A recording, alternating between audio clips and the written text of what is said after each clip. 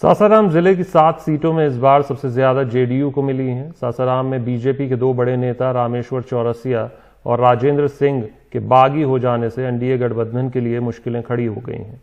JDU और BJP के बीच बढ़ती गुटबाजी को देखते हुए बीजेपी के राष्ट्रीय अध्यक्ष जेपी नड्डा को खुद बैठक करनी पड़ी है। सासाराम में जेडीयू बीजेपी गठबंधन को कैसी सियासी मुश्किलों का सामना करना पड़ रहा है, देखिए सासाराम से हमारे संवाददाता रवीश रंजन शुक्ला की ये रिपोर्ट।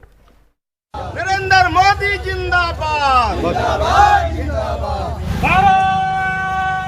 बीजेपी के बागी रामेश्वर चौरसिया प्रत्याशी हैं एलजेपी के, लेकिन नारे बीजेपी और नरेंद्र मोदी के लग रहे हैं। ये सासाराम विधानसभा में जेडीयू के लिए सियासी परेशानी नंबर 1 है।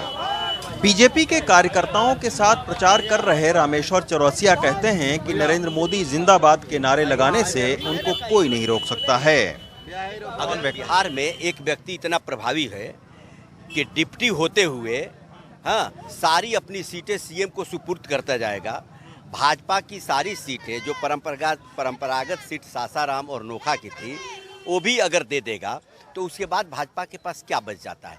आप ये जो कुनवा पूरा देख रहे हैं ना, ये भाजपा का कुनवा है। कुनवा तो वही है। बीजेपी और एलजेपी की सरकार दिल्ली में है कि नहीं है, आप बताइए। मोदी जिंदाबाद। जेडीयू बीजेपी गठबंधन के लिए दूसरी सियासी परेशानी दिनारा के एलजेपी प्रत्याशी राजेंद्र सिंह हैं।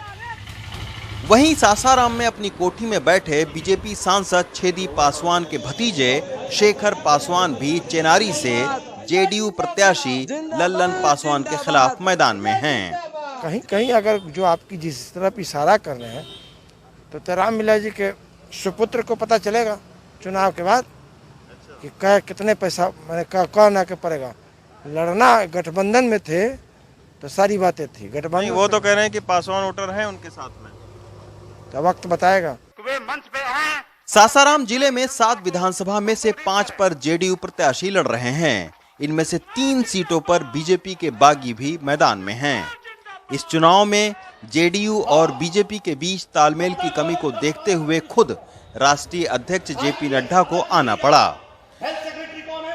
सासाराम के सांसद भी मानते हैं कि बीजेपी और जेडीयू के बीच समन्वय बनाने में देरी हो गई है। जो कोऑर्डिनेशन होना चाहिए, कोऑर्डिनेशन बनाने में विलम्ब हुआ है, इसमें कहीं कोई दो राय नहीं है।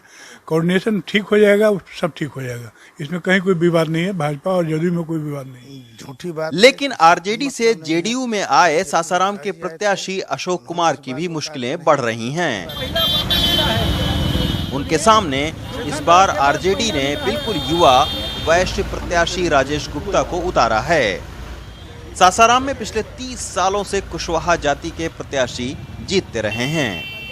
अभी हमारे राष्ट्रीय महासचिव आरसीपी से आए थे, हैं भी, उन्होंने कहा कि नहीं, हम लोग का बहुत अच्छा तालमेल है। और बीजेपी ने तो सबको निकाल के प्रमाणित कर दिया कि लोजपा से मेरा कोई संबंध नहीं है, लोजपा से मेरा कोई रिश्ता नहीं। आपको आखिर कैसे टिकट दे दिया तेजस्वी ने? तेजस्वी ने सर्वे कराए होंगे यहाँ, हम मिले, हमको टिकट मिला। हम बहुत दिन से उनके टच में थे।